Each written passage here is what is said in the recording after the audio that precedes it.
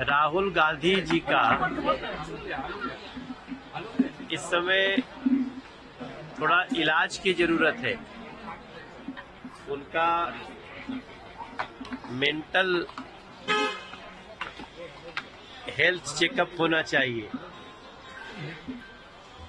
सबसे जो चिंता की बात है कि आप दुनिया भर का जात जानना चाहते हैं और अपना जाति नहीं बताना चाहते हैं, ऐसा क्यों? वो कहते, उनसे जब पूछा गया कि आपकी जाति क्या है, तो उन्होंने कहा कि इन्होंने मुझे गाली दिया। अगर राहुल गांधी जी से जात पूछा जाए तो उनको लगता है कि गाली दिया गया है, तो फिर दूसरे की जात पूछते हैं तो वो भी तो गाली हुई। तो वो सबको गाली देना चाहते हैं और अपने को उससे बचाना चाहते हैं। तो मैं समझता हूँ ऐसे व्यक्ति का मेंटल हेल्थ चेकअप होना चाहिए। ये देश अपनी प्रतिभाओं से जिसको जो आगे बढ़ना होता है बढ़ता है, और इस देश के हर बच्चे में प्रतिभा है।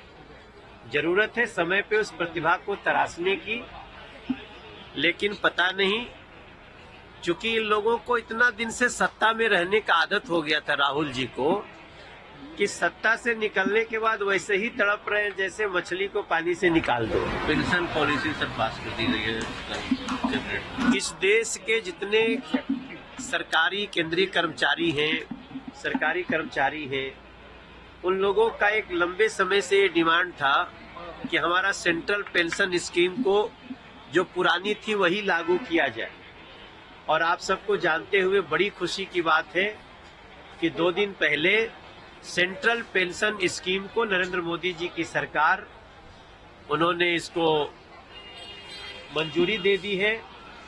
अभी हम और ललन सिंह जी साथ में ही आए फ्लाइट से, वो भी बहुत प्रसन्नता व्यक्त कर रहे थे। और मैं समझता हूँ ये देश के जितने सरकारी कर्मचारी हैं उनके लिए बहुत ही खुशी की बात है कि जो भी सरकारी कर्मचारी की जब नौकरी खत्म हो रही होगी या जब वो छोड़ रहे होंगे, तो उसके 1 साल पहले जो उनका वेतन होगा उसका 50% उनको पेंशन के रूप में मिलेगा।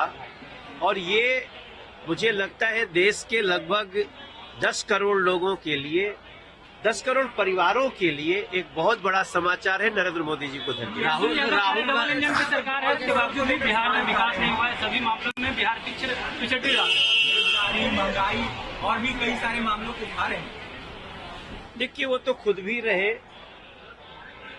एक बहुत बड़ा वादा करके तेजस्वी बाबू आए थे कि हम आते ही 10 लाख लोगों को नौकरी देंगे। काफी 2.5-3 साल रहे, तो 2.5-3 साल में कम से कम 5 लाख को तो दे देना चाहिए था, लेकिन 500 को भी नहीं दे पाए।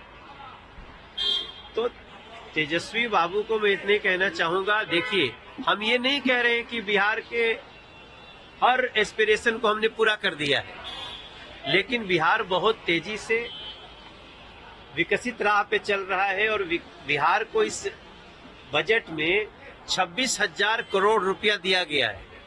अब उसका तो विरोध कर रहे थे तेजस्वी बाबू।